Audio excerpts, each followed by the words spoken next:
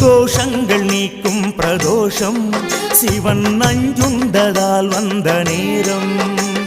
நாம் செய்த தீவினைகள் யாவும் அந்த பிறை சூடன் அருளாலே தீரும். நாரணன் விடையாக நந்தியின் கொம்பிடையில் சிவனாடும் நேரம் இது. சிவன் வரும் சுகமான நேரம் இது.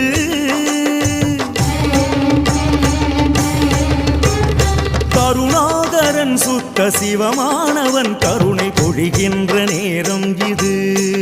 வரம் தருகின்ற நேரம் இது.